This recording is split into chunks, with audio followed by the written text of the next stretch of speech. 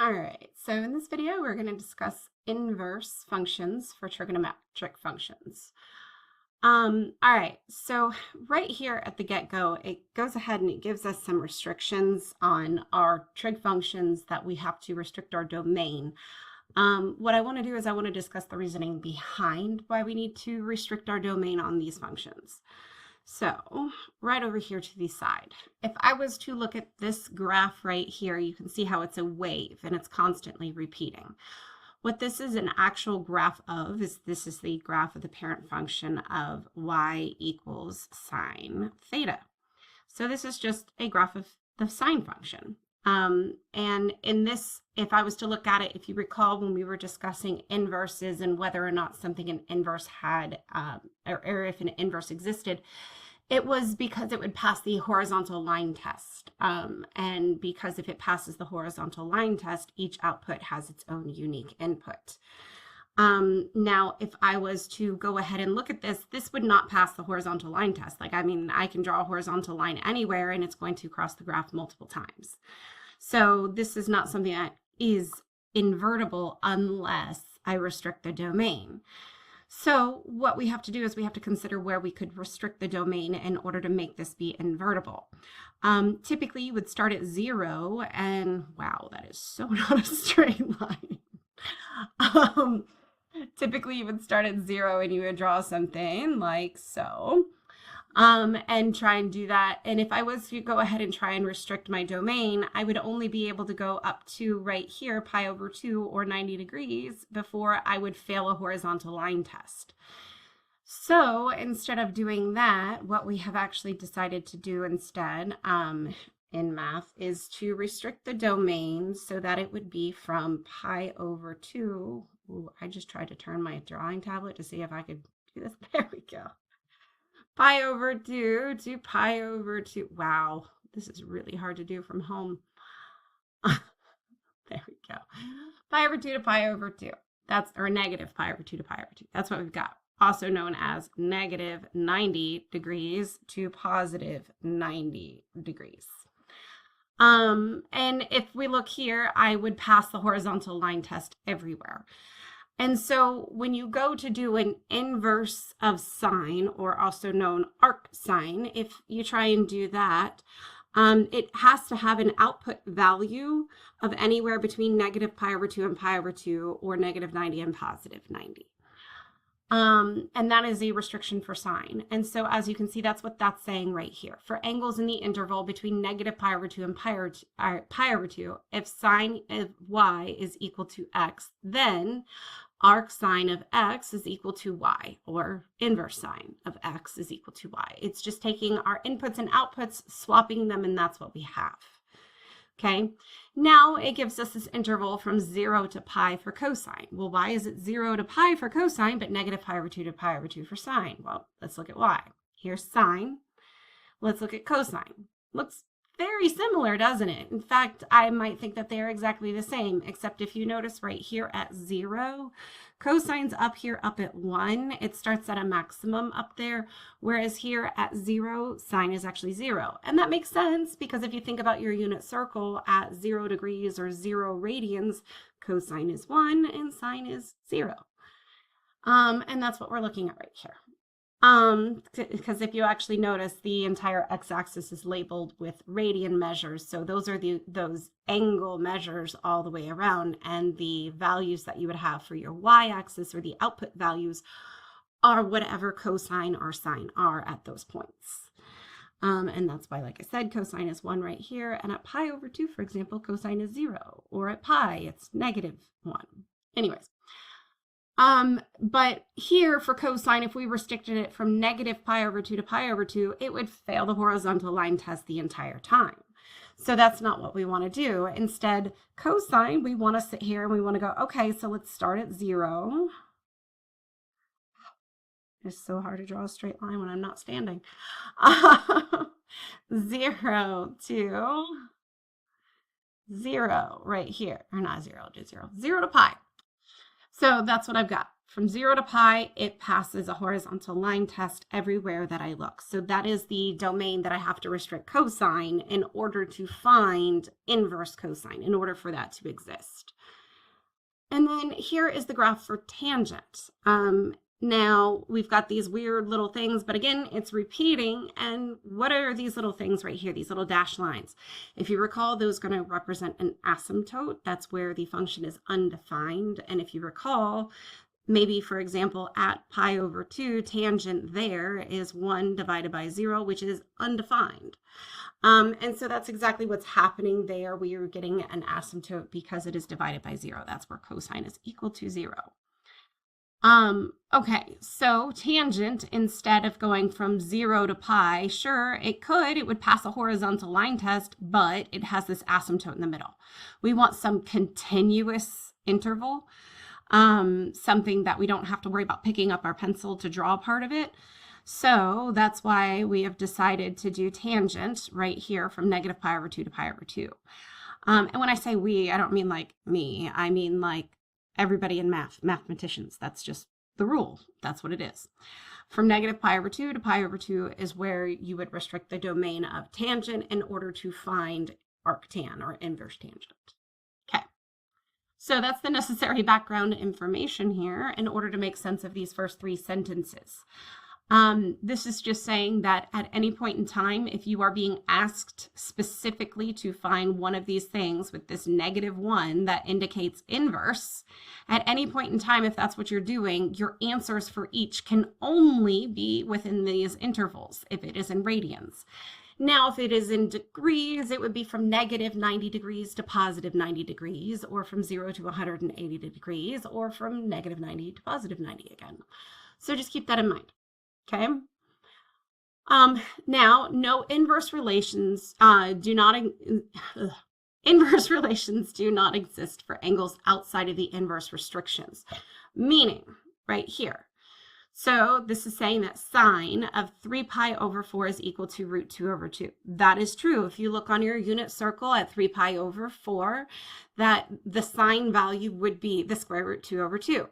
However, inverse sine of root 2 over 2. So if I swap my input and output, if that's what I do, if all I do is just switch those, sine inverse of root 2 over 2 is not 3 pi over 4. And that's because 3 pi over 4 is outside of that restriction of that interval that we have given from negative pi over 2 to pi over 2.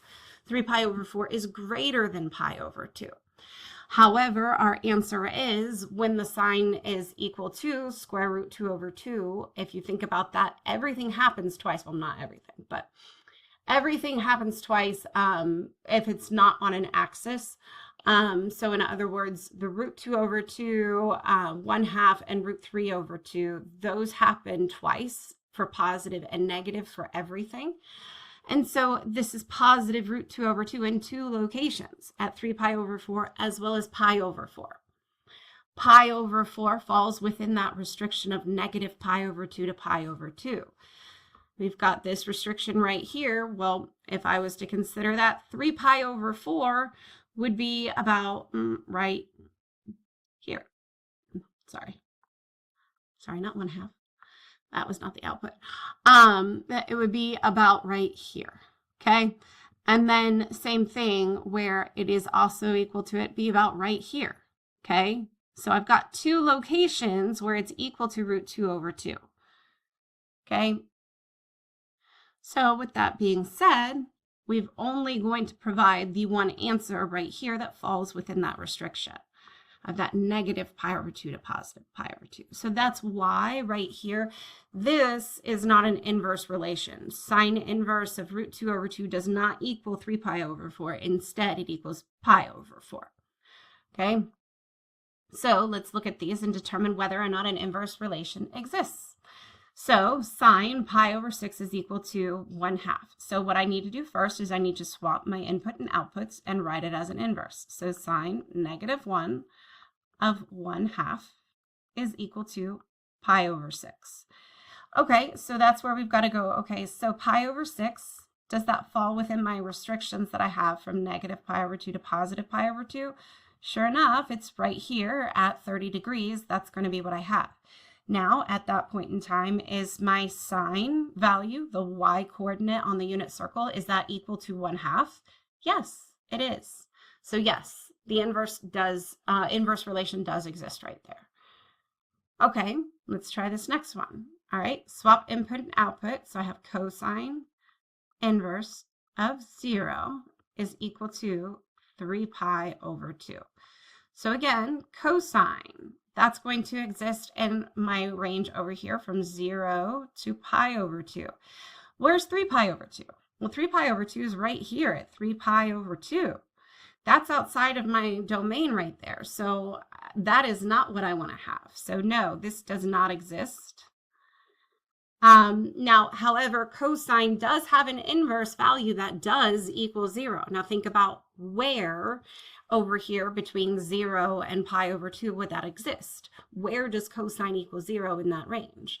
Well, it equals 0 at pi over 2. So this would exist if instead it was written as cosine pi over 2 is equal to 0, and then we could swap that and have it as a relation there.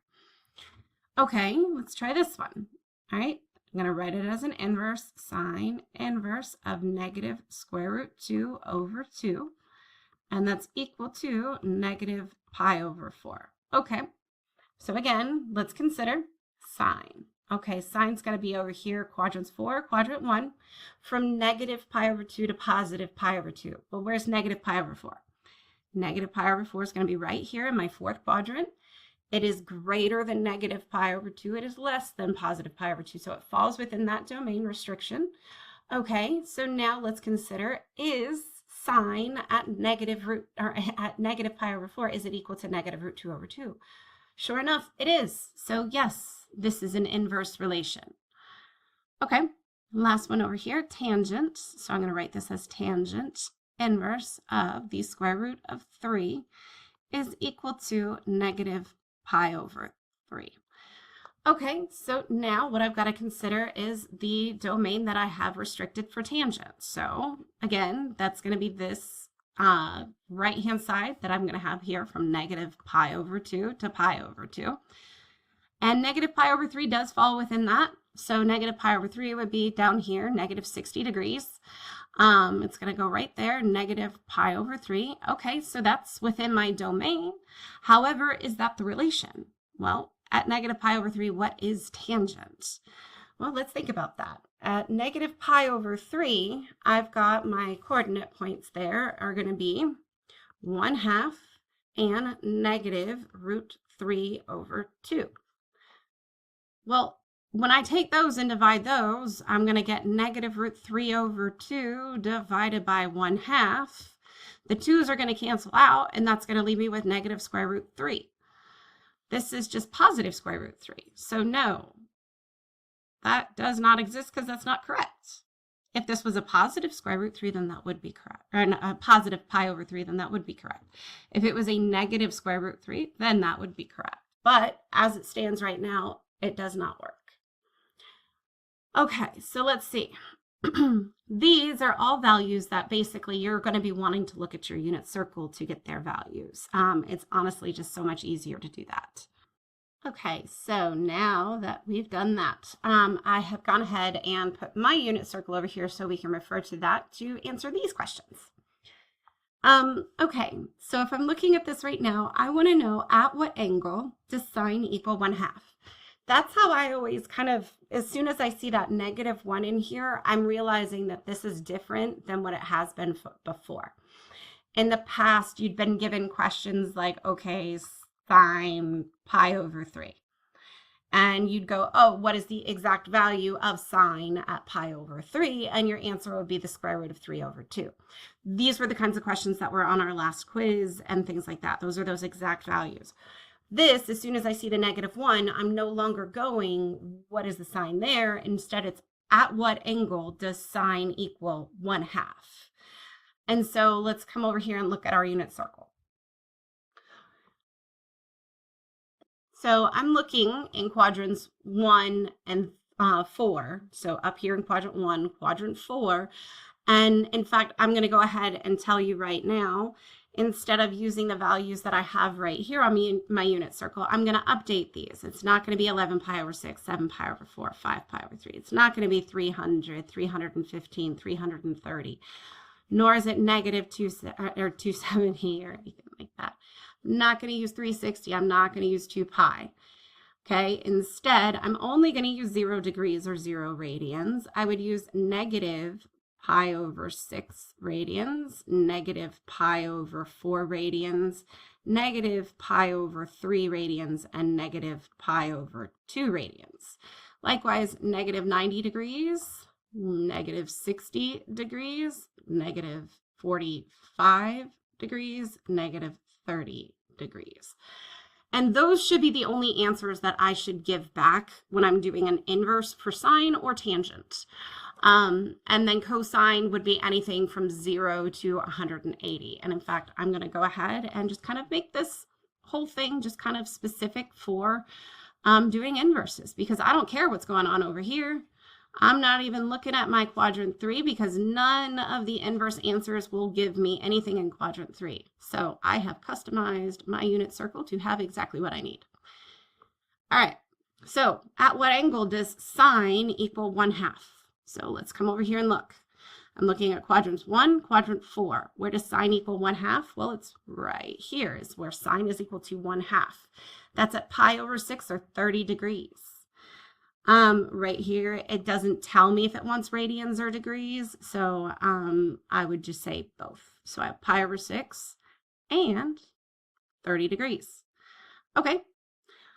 At what angle does tangent equal 1? Now notice, it's a positive 1. And remember, tangent is be in quadrants 1 and 4. And so now I have to remember, how do I get tangent? Shoot, what are those values? Again, it would be beneficial for you to have these numbers memorized. If I go to pi over 6, it's going to be 1 over the square root of 3, which gets me square root 3 over 3. Right here at pi over 4 is 1. At pi over 3, it's the square root of 3. Up here at 90, it's 1 divided by 0, which is undefined. Here I have 0 divided by 1, which is 0. When I go backwards and I go in my fourth quadrant, negative degree measures, angle measures, it's just going to get me the same values. It's just with negatives. So negative 1 over square root 3, which is also the same thing as negative square root 3 over 3. Negative 1 right here, negative square root 3 right here, and undefined again. So where does this equal positive 1? Well, tangent is equal to positive 1 right here at pi over 4. 45 degrees. That makes sense because it's something that I have two numbers that are divided by themselves. Square root 2 over 2 divided by square root 2 over 2. So come over here and do tangent, and I get that that is at pi over 4 and 45 degrees. Oh, you know, I just noticed it said answer should be in radians. Let me delete. I can actually read my own instructions. Way to go, me. Okay. Sine inverse, arc sine at negative root 2 over 2. So at what angle does sine equal negative square root 2 over 2? So think about it now without even looking at the unit circle. Where does sine get a negative number? Well, that's going to be down here in my fourth quadrant. And negative root 2 over 2, isn't that my pi over 4? Sure enough, that's at negative pi over 4. Okay. At what angle does cosine equal negative square root 3 over 2? So think, where is cosine negative? So I've got my unit circle. It's going to be over here in quadrant 2, okay? So now the question is what is the angle measure going to be there? So again, in radians, let's come up here and look. Where is cosine equal to negative root 3 over 2? Well, that happens right here, and that's at 5 pi over 6, okay? So 5 pi over 6. All right, let's try this one. At what angle is tangent equal to square root 3 over 3? It's going to be positive tangent, so that's going to be over here in quadrant 1 somewhere. So let's go over here and look. Root 3 over 3, sure enough, that's this first one right here. That's over here at pi over 6. So that's what I'm going to put right here. My answer is pi over 6. Yes, tangent does equal positive square root 3/3, also at 7 pi over 6, but that is not what I have from my restriction for tangent when I'm doing an inverse. I can only have one answer. Okay.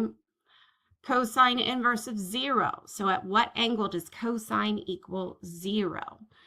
These are the ones that people tend to screw up some, so just make sure that you're careful, because some people go, it's cosine is equal to 0 versus 0 degrees, and getting those numbers mixed up. So again, at what angle does cosine equal 0? Well, it's not at 0 because cosine is 1 right there.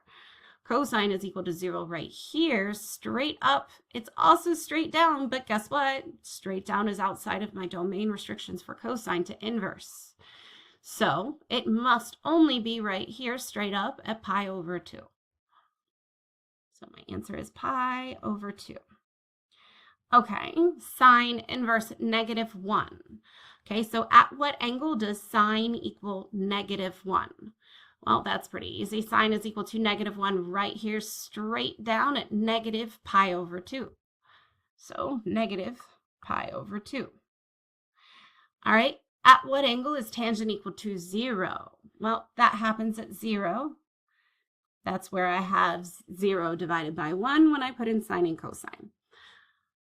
Okay, so that gets us finding angle measures from the unit circle. If those were told to me that they needed to be in degrees, then I would provide those back in degrees. If it didn't say either degrees or radians, then you'd provide both. I'll do the rest of this worksheet in a second video.